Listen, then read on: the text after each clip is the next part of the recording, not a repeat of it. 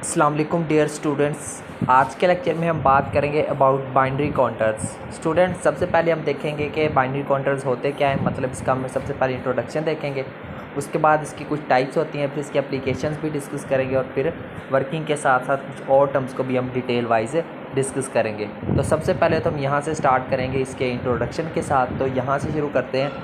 Widest application of flip flops. ठीक है, सबसे पहली बात जो बाइनरी काउंटर्स होते हैं ये क्या है, फ्लिप फ्लॉप्स की एक एप्लीकेशन है। ठीक है, उसके बाद देखिए फ्लिप फ्लॉप्स क्या होता है, इसके ऊपर हमने डिटेल वाइज बात करनी है नेक्स्ट लेक्चर्स में। Counter is sequential circuit which is used for counting pulses. Counter क्या है, ये हमारे पास बेसिकली एक सीक्वेंशियल सर्किट होता है। दो टाइप्स हमने सर्किट्स की पढ़ी थी, एक था डिजिटल सर्किट, एक था सीक्वेंशियल सर्किट। तो काउंटर्स क्या होते हैं, सीक्वेंशियल सर्किट्स होते हैं जो जिनको हम पल्सेस को काउंट करने के लिए इस्तेमाल करते हैं। नंबर थ्री हमारे पास flip flops are essential part of counters. ठीक है, जो फ्लिप फ्लॉप्स होते हैं वो काउंटर्स का क्या होता है, ज़रूरी पार्ट होते हैं, एसेंशियल पार्ट होते हैं। ठीक है, तो उसके a counter consisting of n number of flip flops can count up to 2 n number of pulses. यानी कि कोई भी अगर हमारे पास एक जो है वो काउंटर है, अगर वो उसमें जो n number of flip flops अगर लगे हुए हैं तो वो पल्सेस को कितनी पल्सेस को काउंट कर सकता है, 2 n। ठीक है, यानी कि जितने उसके अंदर फ्लिप फ्लॉप्स लगे होंगे उसी को 2 की पावर में कन्वर्ट करके उसका आंसर निकाल लेना, तो आपके पास नंबर ऑफ पल्सेस निकल आएंगे। ठीक है, आगे देखें इसकी जो है वो कुछ टाइप्स हैं। ठीक है, उनको हम डिस्कस कर लेते हैं। ठीक है, इनकी टाइप्स कौन कौन सी होती है। एक होती है हमारे पास असाइक्रोनस, या फिर उसको रिपल काउंटर्स भी बोलते हैं, और दूसरा होता है साइक्रोनस काउंटर्स भी बोलते हैं। ठीक है, तो ये दो इसकी टाइप्स होती हैं।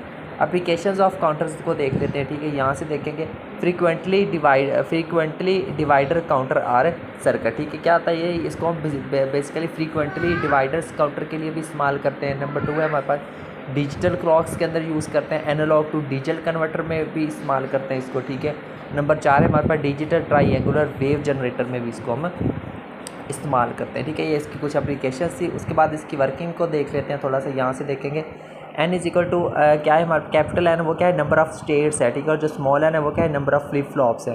तो n अगर हमने नंबर ऑफ़ स्टेट्स या फिर नंबर ऑफ़ काउंट करनी हो तो फार्मूला क्या होगा, n is equal to 2n होगा। ठीक है, मैक्सिमम काउंट हमारे पास किसके बराबर होगा, n-1 के बराबर होगा। ठीक है, तो विच काउंट्स कैन काउंट, तो यहाँ पे क्या आ जाएगा हमारे पास 2n-1 आ जाएगा। If a counter in which 2 flip flops then the count, अगर हमारे पास कोई भी एक काउंटर है उसके अंदर 2 फ्लिप फ्लॉप्स लगे हैं तो वो जो है वो मैक्सिमम कितने काउंट्स कर सकता है। यहाँ पे देखिए हमारे पास क्या है, 2n-1 बराबर आएगा 4-1, और आंसर कितना आ जाएगा इसका, 3 आ जाएगा। ठीक है, तो इस तरह से आप इसको सॉल्व कर सकते हैं वर्किंग में।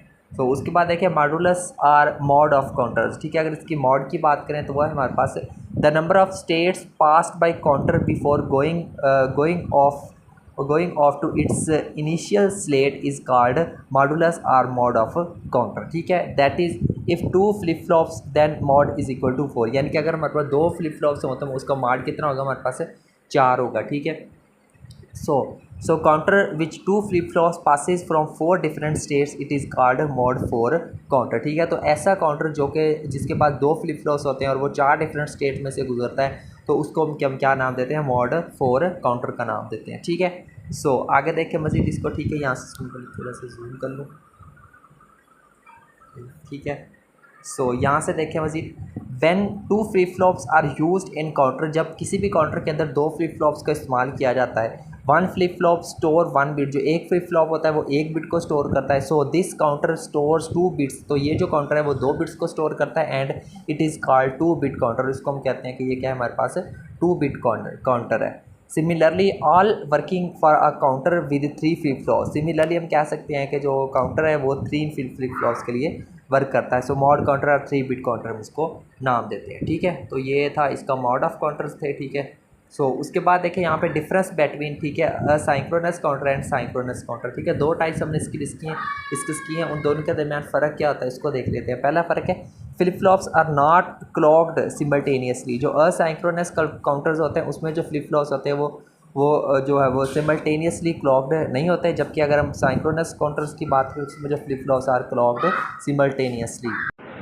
ठीक है। उसके बाद जो सेकंड है वो देखिए हमारे पास circuit is simple for more number of flip flops, यानी कि जितने ज़्यादा नंबर ऑफ फ्लिप फ्लॉप्स होंगे जो सर्किट है वो हमेशा सिंपल ही रहता है। जबकि जो साइक्रोनस काउंटर है उसमें क्या होता है, circuit becomes complicated as the number of states increase. तो जैसे जैसे उसमें नंबर ऑफ स्टेट्स या नंबर ऑफ फ्लिप फ्लॉप्स को बढ़ाते जाएंगे साइक्रोनस काउंटर में, वो क्या सर्किट उसका क्या बनता जाएगा, कॉम्प्लिकेटेड बनता जाएगा।